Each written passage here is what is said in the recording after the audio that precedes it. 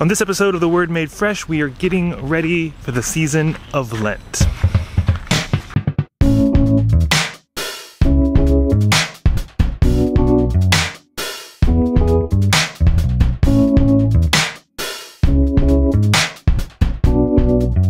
Hi everybody, I'm Reverend Jim Keat, digital minister here at the Riverside Church. Well, not really here at the Riverside Church. This is Tybee Island, Georgia. This is The Word Made Fresh, the weekly video Bible study and sermon prep resource. And Lent is starting soon, like Wednesday, February 26th, which is like in a couple days, maybe even a couple days ago, depending on when you're watching this.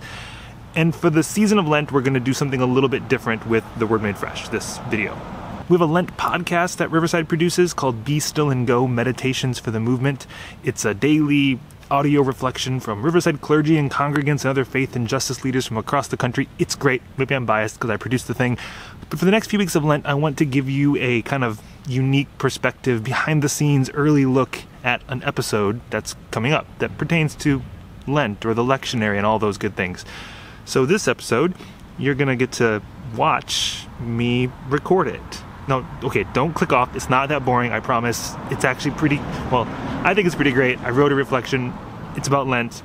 It's cool. I think it'll help you if you are just wanting to explore the season of Lent. This is a great resource. If you're a pastor looking to preach or facilitate Lent, this might give you some kind of language as well. So let's use this mic because, yeah, this one sounds really good. And here we go.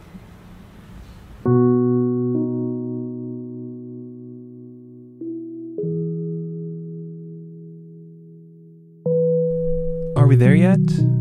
Chances are you've heard someone say this, or maybe you're the one who said it. When I was a kid on family road trips, this was my line. As the youngest of 3 kids, secluded in the backseat of the minivan in a time before iPads or smartphones to keep annoying 8-year-olds busy, I would get a little antsy and ask, "Are we there yet? Are we there yet? Are we there yet?" And then I would just keep talking and talking and talking, hoping to make the trip go faster and our seemingly eternal destination to arrive a little bit sooner. My oldest sister, Jennifer, came up with the perfect tactic to combat my innocent yet somehow annoying barrage of, "Are we there yet?" She would challenge me to the quiet game, offering the reward of a Dairy Queen blizzard if I was able to maintain my silence for the duration of the trip. And believe it or not, I would usually do pretty good, staying completely silent until just the last minute when, usually goaded by Jennifer in her attempt to get out of buying me ice cream, I would say something and lose the game, which usually resulted in a distraught child just as we were arriving to wherever we were going on our family trip, and then my dad would come to the rescue and make Jennifer buy me the blizzard anyway because I was so close and it was really all her fault. Anyway, that's the way I remember it, not that my youngest child point of view is biased or anything. Now, this, I believe, is very similar to the way we tend to think about the season of Lent. Are we there yet?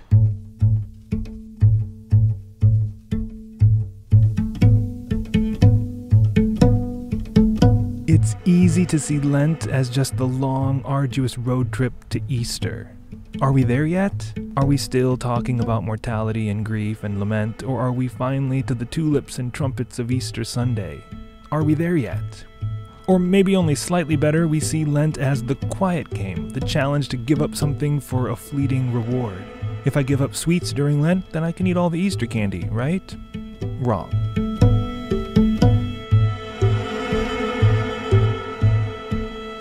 Lent is not a long road trip to Easter. Lent is not a second chance at your New Year's resolutions. Lent is an invitation to discover that the purpose of this journey is not the destination, but every step along the way. Because God is not waiting for us at the end of this Lenten road. God is not some distant there we're looking for when we ask, "Are we there yet?" God is already here, present in the ash you receive on Wednesday as we enter the season of Lent, and every reflective step you take in the days and weeks to follow.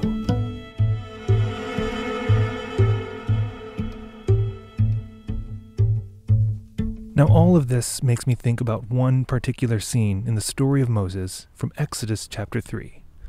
When Moses is out in the wilderness, this is after he runs away from being the prince of Egypt and just before he comes back to confront Pharaoh, he's looking after some sheep. One of them happened to wander off when he notices something peculiar.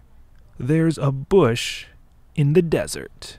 Okay, this is not all that peculiar, as the desert around Mount Sinai is filled with bushes, specifically the Rubus almifolio sanctus, which technically is more of a bramble than a bush.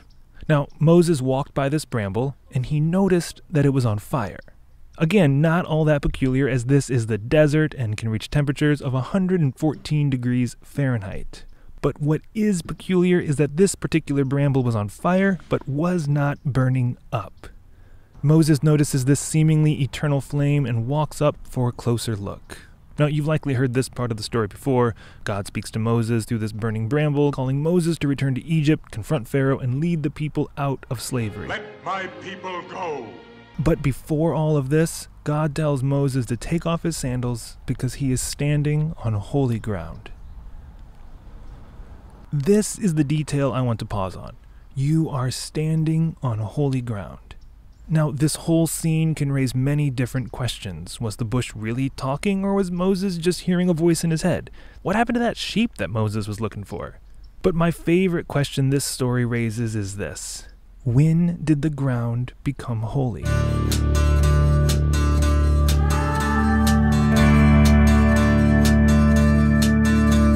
Some people might say that the ground became holy in that moment. One minute it was normal dirt and dust, and the next minute, presto, changeo, it became something special. However, there are some rabbis who think that perhaps the ground was always holy. Only Moses was too busy looking for lost sheep that he didn't notice it. I mean, the earth is the Lord's and everything in it, right? Rabbi Lawrence Kushner says it like this: God wanted to find out whether or not Moses could pay attention to something for more than a few minutes. And when Moses did, God spoke. The trick is to pay attention to what is going on around you long enough to behold the miracle without falling asleep. There is another world right here within this one, whenever we pay attention. Or as my friend Aaron Nyquist says, Holy Almighty, you are already here.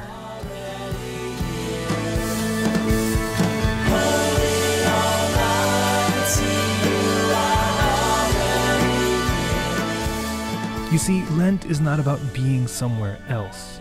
Lent is not a long road trip to Easter. Lent is not a countdown to colored eggs and candy. Lent is about slowing down, being here, wherever your here might be, and discovering a God who is already here with us, in our grief, our lament, our mortality, our humanity. So, are we there yet? Yes, because when it comes to finding God this Lenten season, we are always and already here.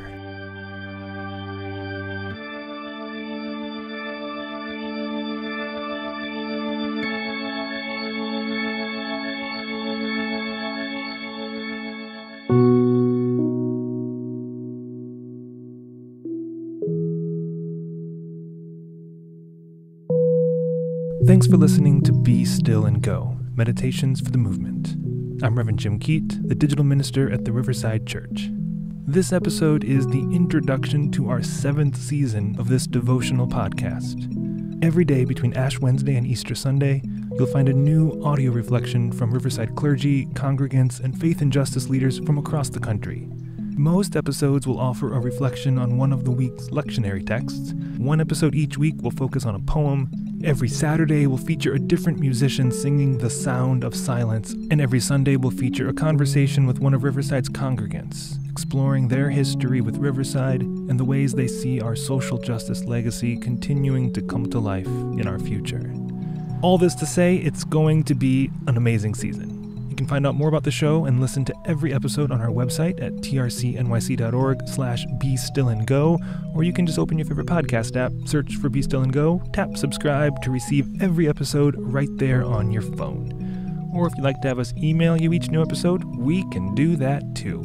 Just go to trcnyc.org/BeStillAndGo, click sign up. It should be in the top right part of the screen, or just scroll down till you see the sign up form. Type in your email address and check your email first thing in the morning.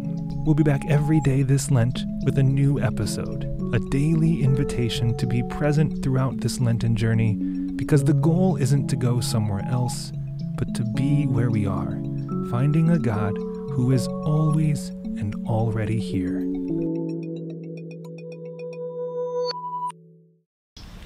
All right, there you have it.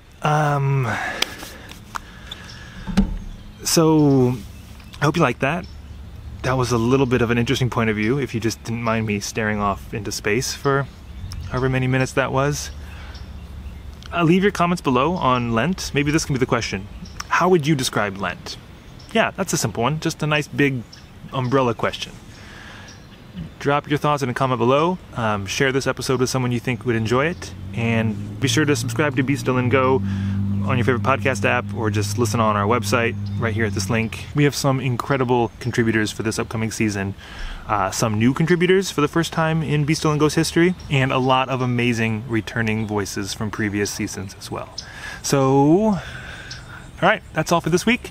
Next week, we'll be back with another episode of The Word Made Fresh, and yes, it will be somehow related to Be Still and Go, because I just think this podcast is really cool, and I want you to connect with it in all the best possible ways, and this is another cool way to do it. You get like the video version of the podcast with a little behind-the-scenes action, and me drinking Perrier. All right, see you next week.